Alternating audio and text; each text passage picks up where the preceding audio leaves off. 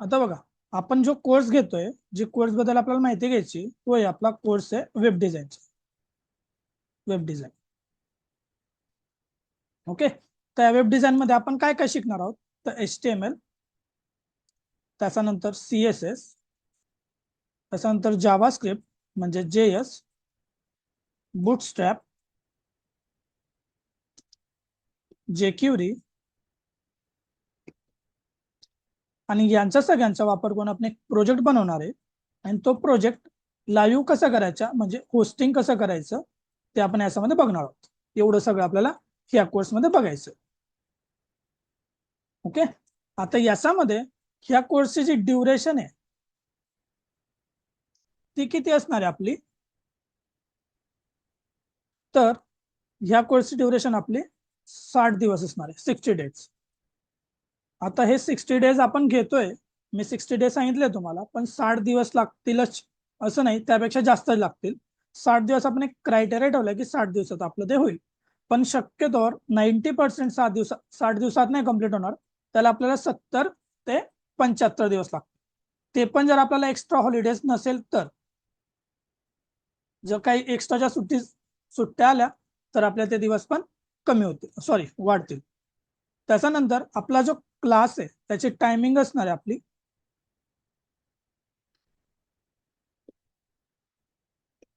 Timing असणार आहे ती म्हणजे सायंकाळी 7 वाजता, 7 PM टू आपण ती 8:30 किंवा 8:15 पर्यंत घेणार डेली.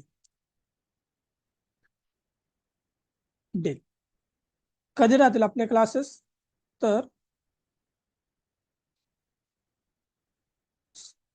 Monday to Saturday.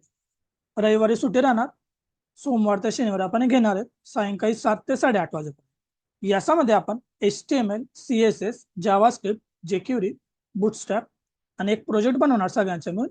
आणि त्याला लाईव्ह कसं करायचं, म्हणजे कुठली वेबसाईट जर आपण व्हिजिट करतो, ती वेबसाईट कशी दिसते, ती लाईव्ह कशी केली जाते, तो सगळा कन्सेप्ट आपण याच्यामध्ये स्टार्टिंग पासून ते एंडिंग पर्यंत सगळं बघू.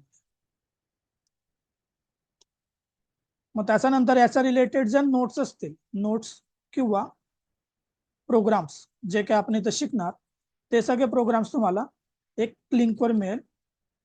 गुगल ड्राईव्ह लिंक एक शेअर केली जाईल तुम्हाला लिंक, त्याच्यावर तुम्हाला सगळे डिटेल्स मिळतील. जे काय प्रोग्राम्स असतील, नोट्स असतील, त्या सगळ्या तुम्हाला एका गुगल ड्राईव्ह लिंकवर दिल्या जातात. त्याच्यानंतर हा कोर्स कोण करू शकतो, याची प्री रिक्वेस्ट आहेत का काय? तर काहीच नाहीये, कोणीही करू शकतं. फक्त तुम्हाला एक बेसिक कम्प्युटरचं नॉलेज असलं पाहिजे, की कम्प्युटरमध्ये फाईल ओपन कशी केली जाते, सेव्ह कशी केली जाते. हा सगळा जर तुम्हाला इन्फॉर्मेशन असेल, माहिती असेल, तर तुम्ही हा कोर्स करू शकता. ह्या झाला आपल्या कोर्सच्या ज्या काही डेलीच्या रुटीन वस्तू आहेत, या सगळ्या आपल्याला लागतील. बरोबर. आता आपण हा जो कोर्समध्ये जे काही शिकणार आहेत त्याच्याबद्दल आपण एक, मी फक्त तुम्हाला आज सिंगल लाईन मध्ये एक इंट्रोडक्शन देतो की आपण या कोर्समध्ये ऍक्च्युली काय काय करू शकतो आणि काय काय करणार. ते केल्यानंतर तुम्ही काय करू शकता की जेणेकरून तुम्हाला याच्यावर जॉब मिळेल किंवा तुम्ही स्वतःचा बिझनेस स्टार्ट करू शकता, असं तुम्हाला काय करता येईल या कोर्स कम्प्लीट झाल्यानंतर, त्याच्या सगळं आपल्याला डिटेल्स मिळतील. याच्यानंतर तुमचा क्वेश्चन असेल की हे जे क्लासेस आपण करतोय, या क्लासेसचे आता समजा आजचा क्लास आपला जर मिस झाला, त्याची आपल्याला काही रेकॉर्डिंग वगैरे मिळेल का? बरोबर. तर याची रेकॉर्डिंग तुम्हाला नाही मिळणार. तर आपलं एक सॉफ्टवेअर आहे, अँड्रॉइड ऍप्लिकेशन आहे, त्याच्यावर हा course as it is upload केला जाईल. तिथून तुम्ही 1 इयर पर्यंत तो ऍक्सेस करू शकता. जे काही आपण डेली शिकणार आहे त्याचा संपूर्ण रेकॉर्डिंग तुम्हाला तिथं मिळतील. ऍप्लिकेशनचं नाव आहे आपलं प्रॉस्परटेक नावाने एक ऍप्लिकेशन आहे प्ले स्टोअरला, तिथून तुम्ही ते डाउनलोड करून बघू शकता. त्याचा ऍक्सेस तुम्हाला 1 वर्षापर्यंत राहील. म्हणजे आपण जे काही लेक्चर करतोय आता ते सगळे तुम्हाला मिळतील, म्हणजे जेणेकरून तुमचा मध्ये कुठला तरी एक लेक्चर जर मिस झाला तर तुम्हाला तो तिथं बघायला भेटेल.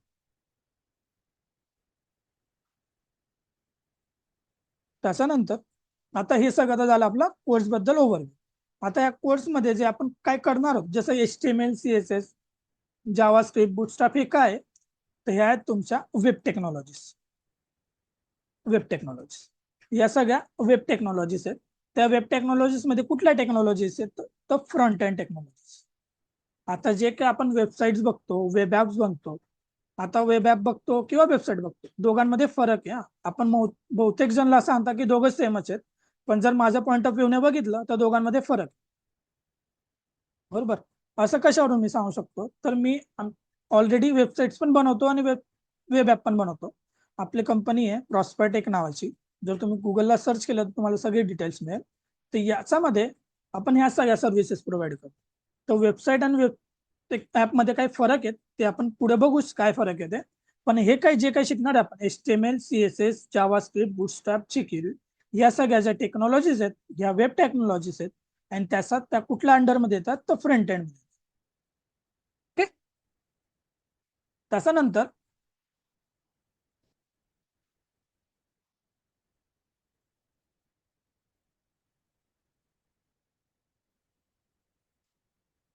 आता या ज्या फ्रंट एंड वेब टेक्नॉलॉजीज आहेत यांचा वापर कुठे केला जातो, तर this 5 technologies all are use to develop or design website or web page.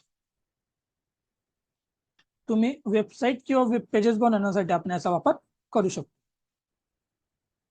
बरोबर. कुठल्याही प्रकारचं तुम्ही वेबसाईट बनवा किंवा वेब पेज बनवा, तुम्हाला कंपल्सरी या टेक्नॉलॉजीज लागतील. त्याच्यामध्ये HTML, CSS, जावास्क्रिप्ट, बुटस्ट्रॅप या तर कंपल्सरी लागतात. का बरं, तर ज्या वेळेस आपण एखादं स्ट्रक्चर बनवतो, कुठली पण वेबसाईट जर आपण व्हिजिट करतोय, तर वेबसाईटचे जे स्ट्रक्चर असतं ते HTML मध्ये बनतं, CSS मध्ये आपण त्याला स्टाईल केली जाते, जावास्क्रिप्ट मध्ये त्याला एक क्लायंट साईड फील्ड दिला जातो इंटरॅक्शन करण्यासाठी, मीडिएटरसाठी आपण त्याचा यूज करतात, आणि बुटस्ट्रॅप मध्ये आपण त्याला एक बुटस्ट्रॅप एक फ्रेमवर्क आहे त्याचा वापर करून आपण याचं सगळ्यात डिझाईन करू शकतो. म्हणजे कुठली पण वेबसाईट किंवा कुठलेही वेब ॲप जर तुम्हाला बनवायचे असेल तर कंपल्सरी तुम्हाला वेब टेक्नॉलॉजीज मध्ये या फ्रंट एंड टेक्नॉलॉजीचा वापर केला जातो. आता वेबसाईट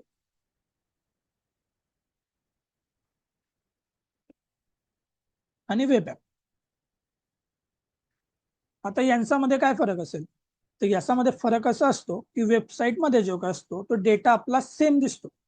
म्हणजे सोप्या भाषेत सांगायचं म्हटलं तर ज्यावेळेस आपण वेबसाईट व्हिजिट करतो तर वेबसाईटवर काय असतं, फक्त आपल्याला एखादी इन्फॉर्मेशन दिसतं. जसं की आपण एखादी कॉलेजची वेबसाईट ओपन केली तर कॉलेजची वेबसाईटमध्ये काय असतं, एक होम पेज असतं, त्याच्यामध्ये कॉलेज काय काय फॅसिलिटीज प्रोव्हाइड करतंय, त्यांचे इन्फ्रास्ट्रक्चर काय, किंवा मग त्यांच्याकडे अवॉर्ड्स कुठले आहेत, कुठले पोरं त्याचं प्लेसमेंट झाले आहेत, हे सगळी डिटेल्स असते.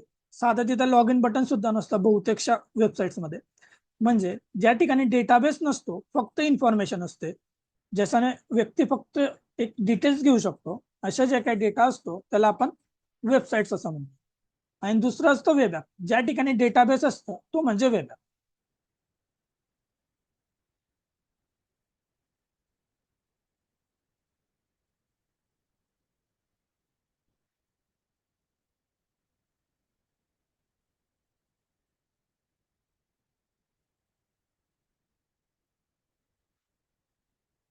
बघा, समजा आपली एक वेबसाईट आहे,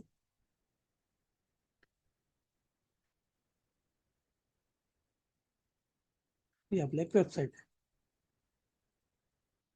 याला डेटाबेस कनेक्शन.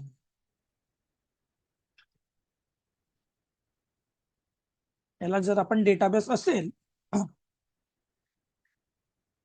याला जर डेटाबेस असेल तर तो असतो आपला वेब ॲप, आणि जर डेटाबेस नसेल तर ती असते आपली वेबसाईट. बघा, जर तुम्हाला आणखी एक मी वेबसाईट व्हिजिट करून दाखवतो. क्रोम,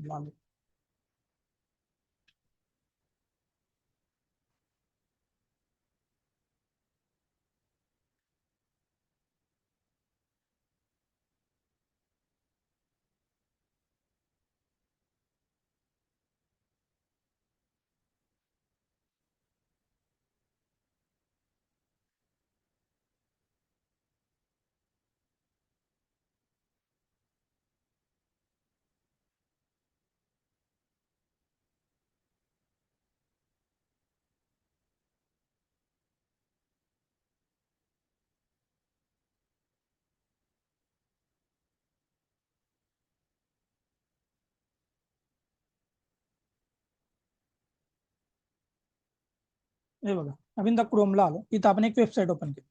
समजा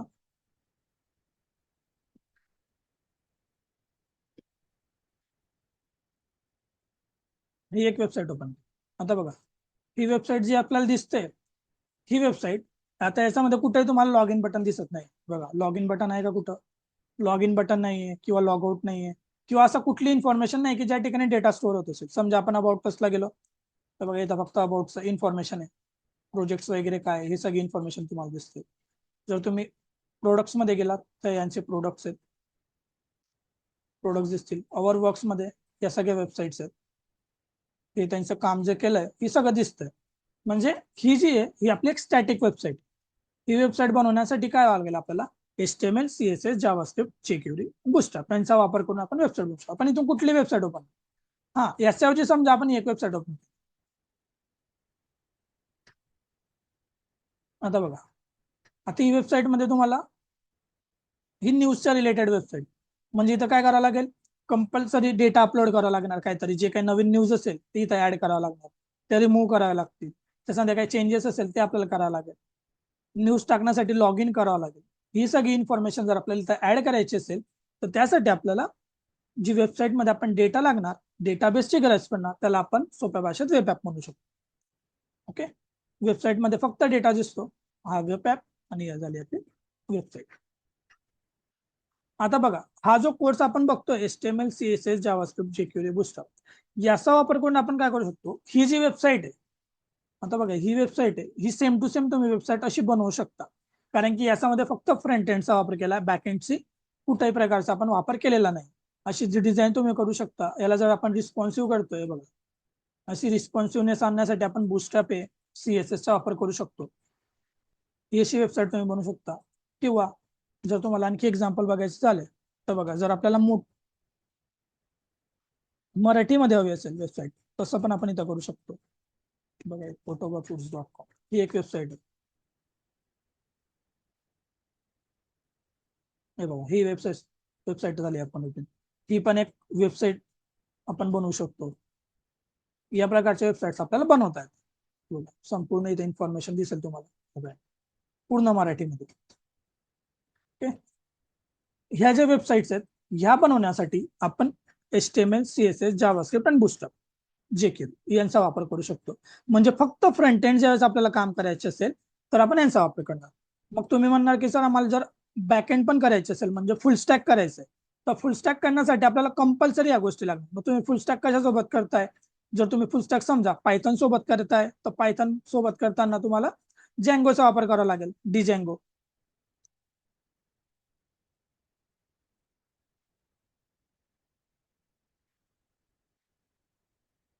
हे बघा परत पेंट मध्ये आलो आपण.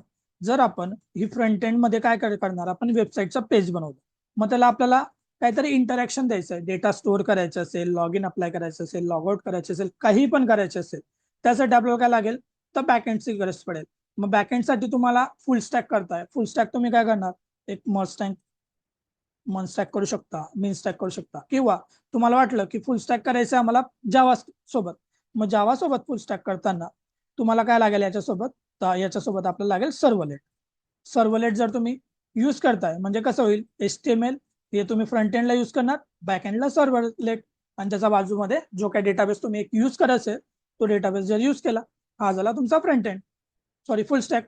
त्याच्यानंतर समजा आपण HTML यूज केलं, आता HTML सोबत फ्रंट एंड तुम्ही यूज केलं, फ्रंट एंड सोबत बॅक एंड यूज करायचं, बॅक एंड यूज करताना समजा तुम्ही वापरायचे जावा, तर तुम्ही जावा यूज करू, सॉरी पायथन, तुम्हाला पायथन यूज करता येणार की तिथं नाही, कारण की पायथन जर आपल्याला यूज करायचंय तर पायथनचा एक फ्रेमवर्क आहे ते म्हणजे जँगो, याचा वापर केला, डेटाबेस यूज केला, हे झालं तुमचं फुल स्टॅक.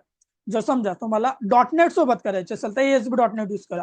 पण ज्यावेळेस तुम्हाला फ्रंट एंड मध्ये काम करायचं, फ्रंट एंड साठी ह्या ज्या गोष्टी आहेत, हे जे कोर्सेस आहेत HTML, CSS हे तुम्हाला कंपल्सरी लागेल. फुल स्टॅक कशातही करा तुम्ही, मग ते जावा सोबत करा किंवा पायथन सोबत जँगोचा वापर करून करा, किंवा जँगो नाही तर तुम्ही फ्लास्कचा वापर करून फुल स्टॅक करू शकता, तरी पण तुम्हाला फ्रंट एंड मध्ये ही लँग्वेजेस कंपल्सरी लागतात. फक्त एवढं आहे की तुम्ही जर फक्त वेब डिझाईन केलं तर याच्यामध्ये तुम्हाला फक्त स्टॅटिक वेबसाईट बनवता येतात, म्हणजे जे काही वेबसाईट आपण आता व्हिजिट केल्या ह्या वेबसाईट ऍज इट इज तुम्ही बनवू शकता, याच्यापेक्षा चांगले बनवू शकता, आणि त्याला लाईव्ह वगैरे तुम्ही पूर्ण आपण याच्यामध्ये कव्हर करू शकतो. पण ज्यावेळेस तुम्हाला त्याच्यामध्ये काही डेटाबेस टाकायचे असेल किंवा त्याच्यासोबतच समजा आपल्याला काही कॅल्क्युलेशन द्यायचे असतील, आता जसं की लॉग इन करायचंय, एखादा लॉग आउट करायचंय, परचेस करायचे असेल, कुठली पण एक ई कॉमर्स वेबसाईट असेल, काही प्रोडक्ट्स आपल्याला ऑर्डर शो करायचे असतील, किती आल्यात, सगळं काही करण्यासाठी आपल्याला मग बॅक एंडची गरज पडते. पण जो काही स्ट्रक्चर असतो, डिझायनिंग असते, ती पूर्ण फ्रंट एंड मध्ये होते आणि ते आपण या कोर्समध्ये शिकणार.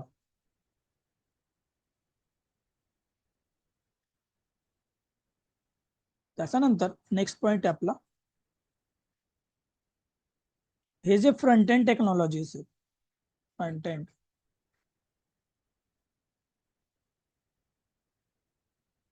याला फ्रंट एंड किंवा मग क्लायंट साइड टेक्नॉलॉजीज असं सुद्धा म्हटलं जातं.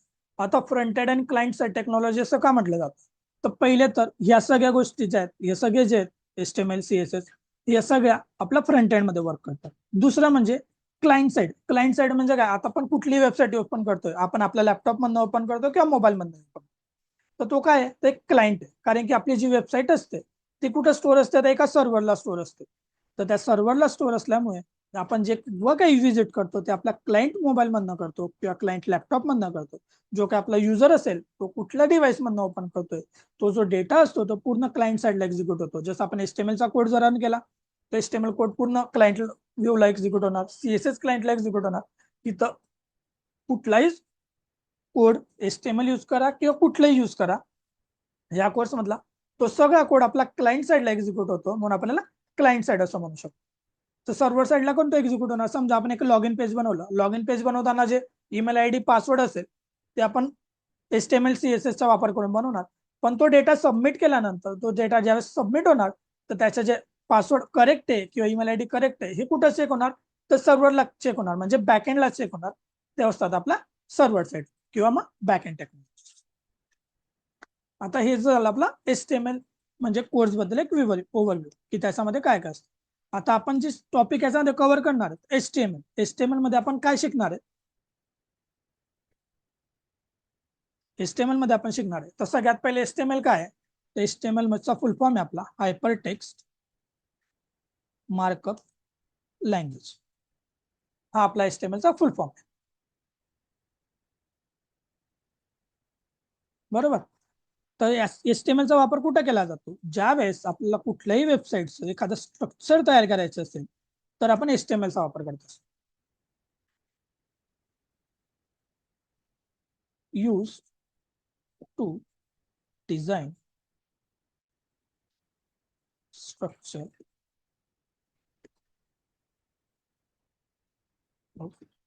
Web page. आपला जर कुठल्याही वेब पेजचे स्ट्रक्चर बनवायचे असेल, स्केलेटन बनवायचं असेल तर आपण HTML चा वापर करतो. आता स्ट्रक्चर म्हणजे काय, तर आपण कुठली वेबसाईट आहे, आता आपण एक वेबसाईट व्हिजिट केली होती, समजा आपण परत वेबसाईट व्हिजिट करू.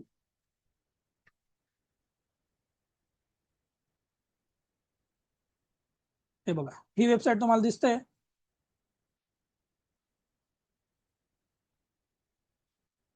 दिसत असेल, स्क्रीन प्रॉपर दिसत असेल तर मग मेसेज करा की दिसतंय प्रॉपर.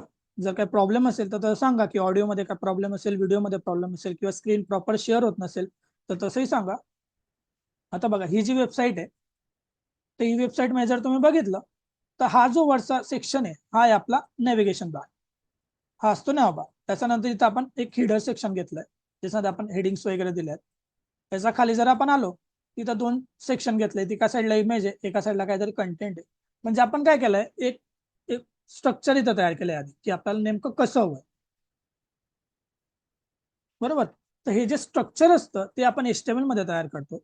HTML मध्ये आपण कुठलं व्हर्जन बघणार आहे, तर आपण HTML मध्ये जे HTML चं लेटेस्ट व्हर्जन आहे HTML5 त्याच्याबद्दल आपण संपूर्ण माहिती घेणार. HTML चा वापर मेनली स्ट्रक्चर बनवण्यासाठी केला जातो. मग याच्यामध्ये स्ट्रक्चर जे आपण बनतंय, स्ट्रक्चर वरती नॅव्हिगेशन बार आपल्याला हवा आहे, इथं हेडर सेक्शन हवा आहे, एका साईडला आपल्याला इमेज हवी, एका साईडला टेक्स्ट हवा आहे. या सगळ्या जो कन्सेप्ट आहे तो आपल्या HTML मध्ये कव्हर होतो. याच्यामध्ये कुठल्या सेक्शनला कसं लिहायचं, आता हे जे, आता बघा हे जे इथं तीन सेक्शन घेतलेत, अवर प्रोडक्ट्स मध्ये इथं एक आहे, हे दुसरं आणि हे तिसरं. आता इथं तीन शो झाले पाहिजे त्यासाठी हे स्ट्रक्चर आधी आपण डिझाईन केलं की आपल्याला या पद्धतीने आपलं आउटपुट दिसलं पाहिजे. तो स्ट्रक्चर तयार करण्यासाठी आपण या वेबसाईटचा HTML चा वापर करू शकतो. त्याच्यानंतर दुसरा कन्सेप्ट आहे, समजा आपल्याला HTML मध्ये नको असेल तर आपण काय करू शकतो, तर आपण स्ट्रक्चरच्या ऐवजी याला म्हणू शकतो की used to design static web pages.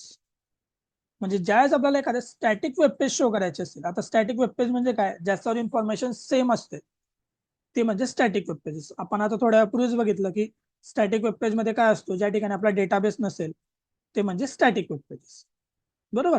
तर स्टॅटिक वेब पेजेस ज्यावेळेस आपल्याला बनवायचे असतील त्यावेळेस आपण या HTML चा वापर करतो. फक्त स्ट्रक्चर बनवण्यासाठी आपण हा HTML चा वापर करत असतो. त्याच्यानंतर नेक्स्ट शिकणारे आपण ते म्हणजे CSS म्हणजे काय, कॅस्केडिंग स्टाईल शीट. CSS चा फुल फॉर्म आपला कॅस्केडिंग स्टाईल शीट.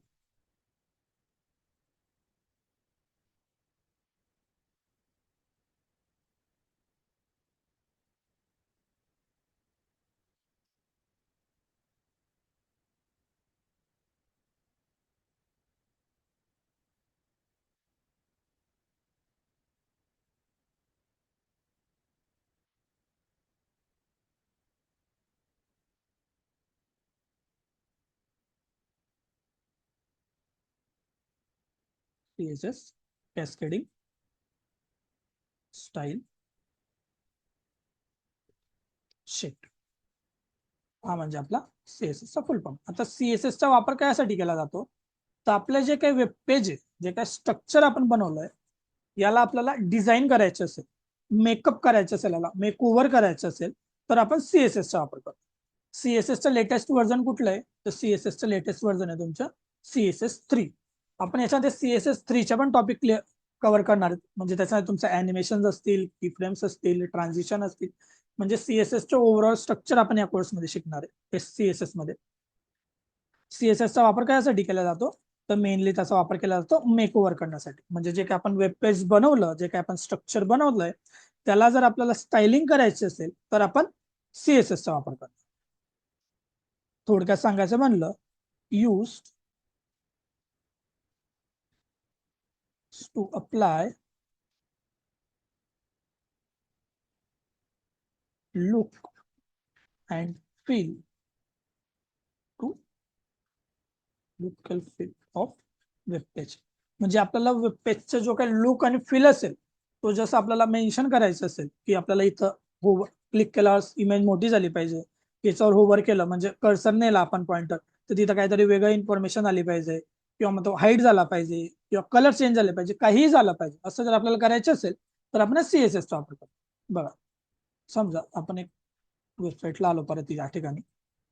आता बघा ही वेबसाईट आहे, आता बघा इथं स्ट्रक्चर बनवलं आपण. आता इथं जर मी होवर केलं, हे बघा इथं नाव आलं, थोडं झूम झालं, या ठिकाणी वेगळा इफेक्ट येतोय. त्याच्यानंतर बघा इथं काही इफेक्ट दिलेले आहेत.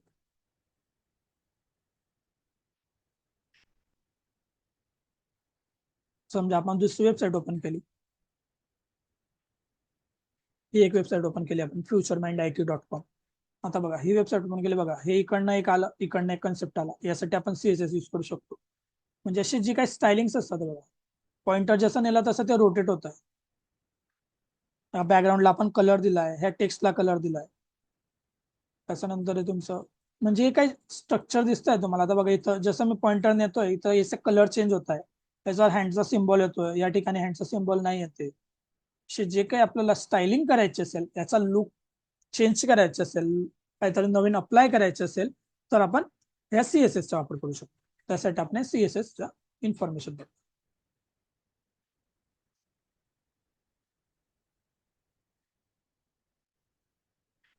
त्यासाठी CSS वापर केला. तसंच CSS मध्ये आपण काय करू शकतो, आपण त्याच्यामध्ये आणखी ॲनिमेशन अप्लाय करू शकतो. ॲनिमेशन्स आता ज्यावेळेस आपण त्याच्यावर पॉइंटर नेतोय मग काहीतरी परफॉर्म होतंय, ते काय असतात आपलं, तर ते असतात आपले ट्रान्झिशन्स. ॲनिमेशन्स काय असतं, जर साईट एक रन केली, वेबसाईट कोणी ओपन केली तर ते ॲनिमेशन कंटिन्युअसली काहीतरी परफॉर्म झालं पाहिजे तिथं, त्याला आपण ॲनिमेशन्स असं म्हणतो. समजा त्याचं पण एखाद्या वेबसाईटचं उदाहरण जर आपल्याला बघायचं झालं,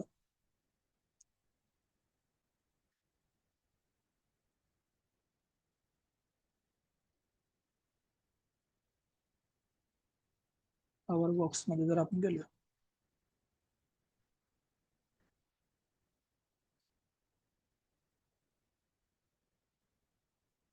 ही साईट ओपन केली.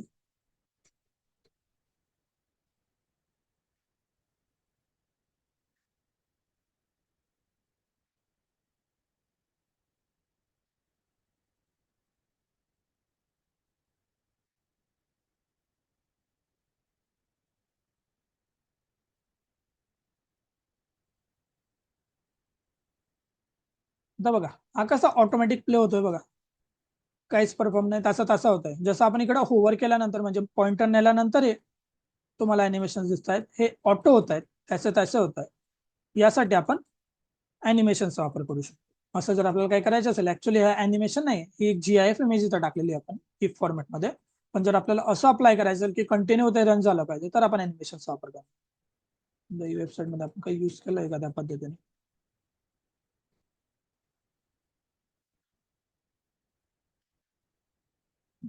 नाही युज केलं. असं जर आपल्याला करायचं असेल तर आपण या गोष्टींचा वापर आपल्याला म्हणजे CSS चा वापर आपल्याला करायचा असतो.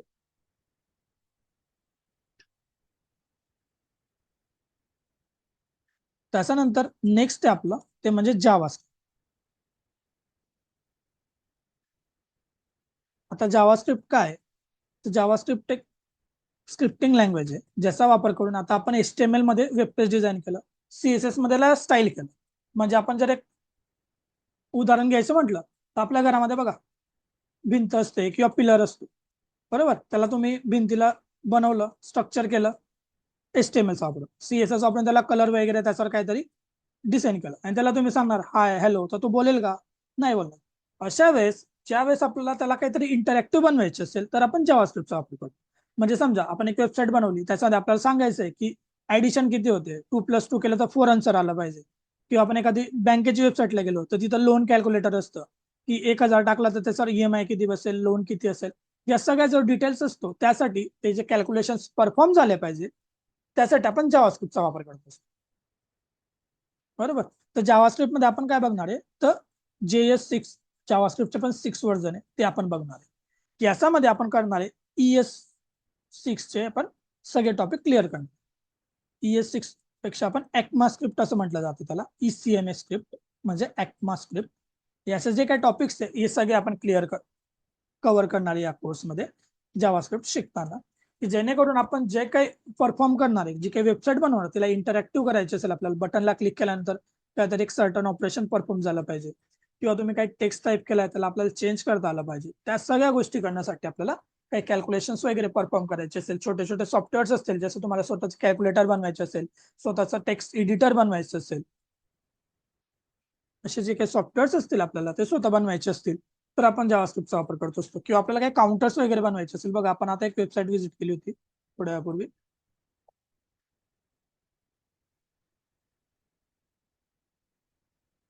श्रीराम इंटरनॅशनलला टाकलाय.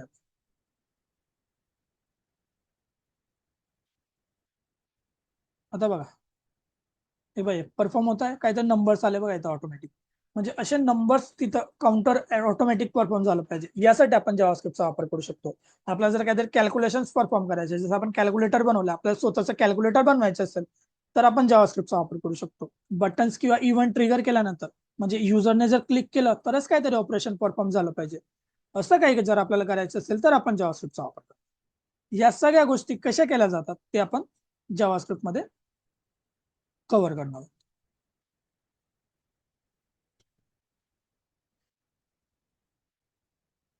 ECMA script. तसंच जर तुम्ही फुल स्टॅक सॉरी फ्रंट एंड वर इंटरव्ह्यू देताय, काहीतरी तुम्हाला वाटलं की तुम्हाला इंटरव्ह्यू द्यायचा आहे, की एखाद्या जॉब लोकेशन खाली आहे, तसं आपल्याला इंटरव्ह्यू वगैरे द्यायचा आहे, तर तुम्हाला याच्यावर कंपल्सरी क्वेश्चन विचारला जातो जावास्क्रिप्ट. HTML CSS वर पण विचारतात, पण मोस्ट ऑफ पहिला क्वेश्चन जो असेल तो 90% तुम्हाला जावास्क्रिप्ट वर तुम्हाला क्वेश्चन, ECMA स्क्रिप्ट वर तुम्हाला क्वेश्चन हा विचारला जातो इंटरव्ह्यू पर्पजने, जो तुम्ही बघितलं त्यासाठी. याचा वापर कुठं करू शकतो आपण, जावास्क्रिप्टचा वापर कुठे केला जातो वेबसाईट बनवताना, तर जावास्क्रिप्टचा वापर केला जातो यूज टू ऍड फंक्शनॅलिटीज.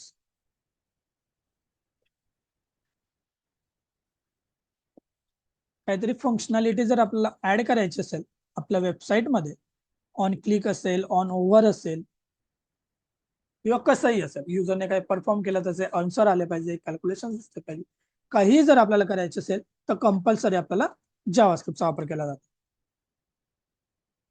तसंच त्यासोबतच आपण काय करू शकतो, या वेब पेज जे असतं त्याला इंटरॅक्टिव्ह बनवण्यासाठी आपण जावास्क्रिप्टचा वापर करतो. Use to develop interactive web page. म्हणजे बघा, आता आपण जे वेबसाईट व्हिजिट करतोय, काही वेबसाईटवर ऍड आहे, काही वेबसाईटवर नाही आहे. आता आपण या वेबसाईटला, आता या वेबसाईटला बघा, फक्त इन्फॉर्मेशन, फक्त इन्फॉर्मेशन, कुठेही काही करा, अबाउट अस,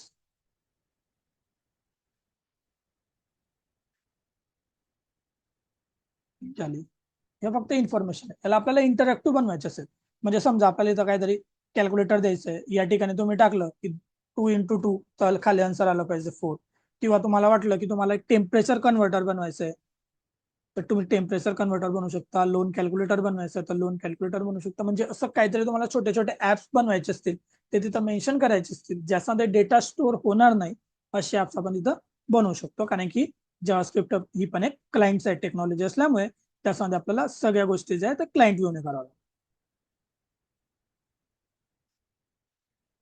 त्याच्यानंतर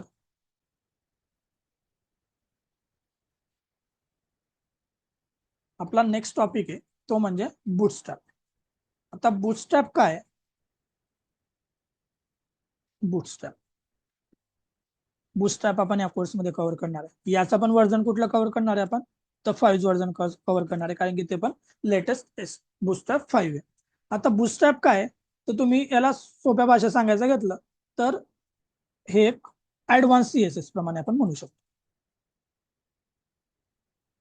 म्हणजे तुम्ही जे काही सीएसएस मध्ये शिकणार त्याचा वरचा, कारण की बूटस्ट्रॅप काय आहे, तर एक सीएसएसचं फ्रेमवर्क आहे, सीएसएसचा फ्रेमवर्क आहे. बूटस्ट्रॅप हे एक सीएसएसचा फ्रेमवर्क, ज्याचा वापर आपण करून काय करू शकतो, तर जे काही आपल्याला कोड असेल, आता बघा समजा आपण परत वेबसाईटला येऊ,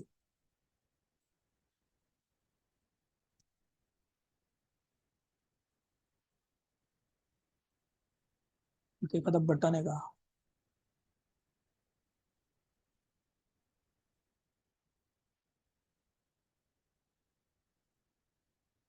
आता बघा हे बटन आहे इथं, हे सिंपल बटन्स आहेत, आणखी भरपूरशा वेबसाईट मध्ये असतील. आपण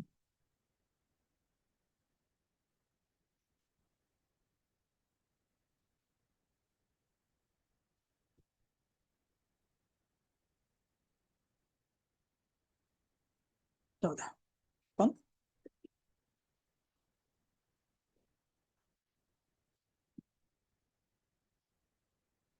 आता बघा ही वेबसाईट आहे इथं. ओके, हे बघा इथं लॉग इन बटन आहे.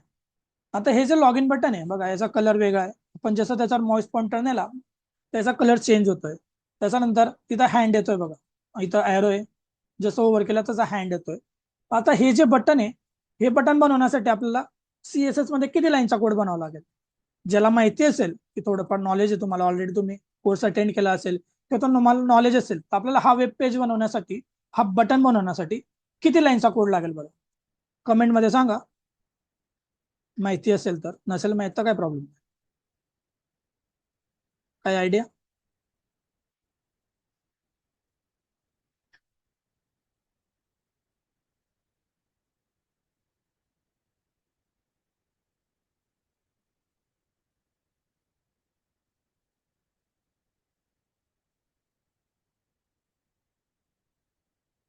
1 लाईन, 10 लाईन, अजून स्वप्नील म्हणताय की 10 लाईन लागेल, तुषार म्हणताय की 1 लाईन लागेल. ओके, बघा आता हा जर कोड आपल्याला सीएसएस मधून बनवायचा आहे सेम टू सेम, तर आपल्याला 10 ते 15 लाईन्स लागतील बनवण्यासाठी, कारण की त्याच्याशिवाय हे बटन बनवू शकत नाही. पण हे जर आपण बूटस्ट्रॅपचा वापर करून बनवतोय हे बटन, तर आपल्याला फक्त 1 लाईन लागेल. 1 लाईन सांगण्यापेक्षा जर आपण सांगितलं की आपल्याला फक्त 4 शब्द लागतील, म्हणजे 4 वर्ड लागतील तरी पण चालेल, ही तुमची बुटस्ट्रॅपची पॉवर. मग आता भरपूर जण असं म्हणतील की सर मग आपण सीएसएस शिकण्याऐवजी डायरेक्ट बुटस्ट्रॅप शिकायला काय प्रॉब्लेम. जर तुम्हाला फक्त एक वेब पेज बनवायचं आहे, तुम्हाला फक्त आउटपुट हवं असेल, तर तुम्ही डायरेक्ट सीएसएस ला बुटस्ट्रॅपला जाऊ शकता. पण जर तुम्हाला माहिती घ्यायची असेल की ते वर्क कसं करतंय, बॅकएंडला तसा कलर कसं काय आला, त्याच्यानंतर तो वर्किंग ओव्हर केल्यानंतर तिथं पॉइंटर कसा आहे, हे सगळ्या जर गोष्टी तुम्हाला माहिती हव्या असतील तर आपल्याला सीएसएस शिकणं गरजेचं आहे. त्यामुळे आपल्याला हे सीएसएस बुटस्ट्रॅप लागेल. आता दुसरी गोष्ट की याच्यामध्ये आपण डायरेक्टली बुटस्ट्रॅप जर म्हटलो तर आपल्याला पहिलं बॅकएंड लागणार, समजणार नाही की बॅकएंड मध्ये त्याचं वर्क कसं होतंय. दुसरं याच्यामध्ये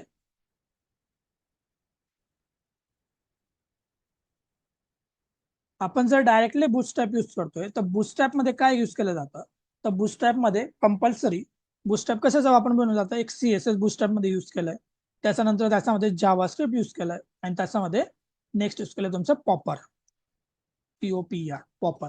अशा 3 टेक्नॉलॉजीचा वापर करून हे बुटस्ट्रॅप फ्रेमवर्क बनवलं गेलं. म्हणजे जर का तुम्हाला जावास्क्रिप्ट आणि सीएसएसचं नॉलेज असेल तर त्याचा तर अर्थातच तुम्हाला हे बुटस्ट्रॅप जे आहे ते लवकर कळेल. म्हणून डायरेक्टली आपण तिथं बुटस्ट्रॅप यूज नाही करणार. आपण आधी सीएसएस बद्दल इन्फॉर्मेशन घेणार, त्याच्यानंतर मग आपण बुटस्ट्रॅप बद्दल माहिती घेऊ. बुटस्ट्रॅप 5 वर्जन. बुटस्ट्रॅप काय तर सीएसएस चे फ्रेमवर्क आहे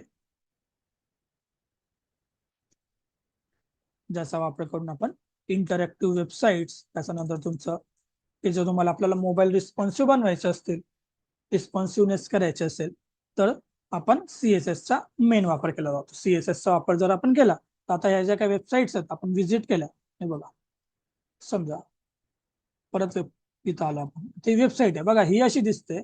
जर मोठी वेबसाईट असेल म्हणजे मोठी स्क्रीन असेल तर ही अशी दिसतात, पण जर स्क्रीन लहान होत असेल हे बघा तर त्याप्रमाणे ती मॅनेज झाली. इथं जर क्लिक केलं तर या पद्धतीने वर्क होते. हे बघा बटनला प्रेस केलं हे सगळं. आता हा जो बटन आहे याला क्लिक केल्यावर काय होतंय, तिथं जावास्क्रिप्टचा वापर केला गेला किंवा हा बटन डायरेक्ट बुटस्ट्रॅप मधून यूज केला गेला ज्याच्यामध्ये जावास्क्रिप्ट ऑलरेडी इम्प्लिमेंटेड आहे. जर तुम्हाला जावास्क्रिप्ट आणि सीएसएसचं नॉलेज असेल तर तुम्हाला हे कळेल की या बटन मध्ये लाईन्स कुठून आल्या, क्लिक केल्यानंतर हे असं वर्क कसं करतंय ते कळलं. पण समजा आपण डायरेक्ट बुटस्ट्रॅपवर वर्क करतोय तर तुम्हाला हा बॅकएंड मध्ये वर्किंग कसं करतं त्याचं काही नाही, तुम्हाला फक्त एक आउटपुट मिळेल. म्हणजे अशा रिस्पॉन्सिव्हनेस वगैरे साठी आपण बुटस्ट्रॅपचा वापर करत असतो. त्यासाठी आपण बुटस्ट्रॅप या कोर्समध्ये आपण कव्हर करणार आहे. त्याच्यानंतर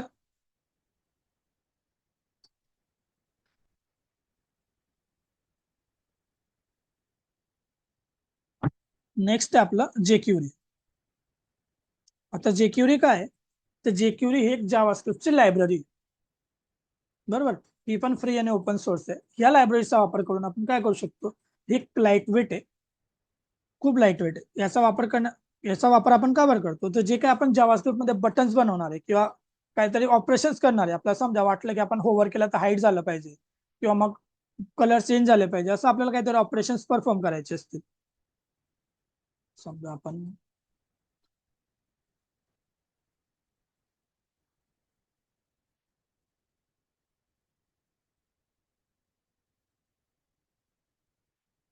इथं आलो, ही वेबसाईट आहे. ओके, आता या वेबसाईट मध्ये आपल्याला काय करायचं आहे,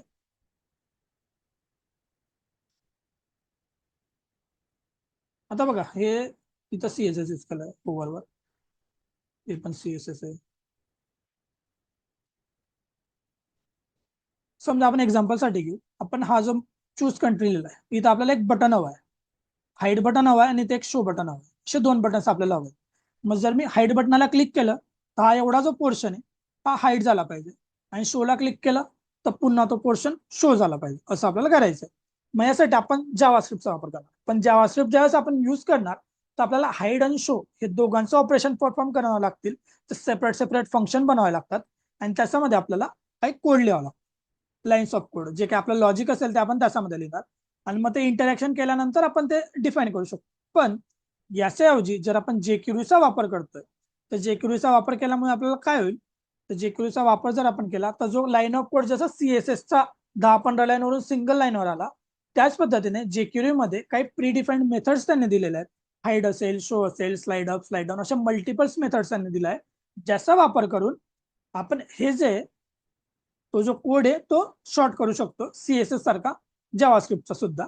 त्यासाठी आपण जावास्क्रिप्ट मधील jQuery चा वापर आपल्याला करता येत असतो. त्यासाठी आपण jQuery बद्दल माहिती घेणार आहोत. त्याच्यानंतर आपलं jQuery काय आहे, तर जावास्क्रिप्टची लायब्ररी आहे. ओके.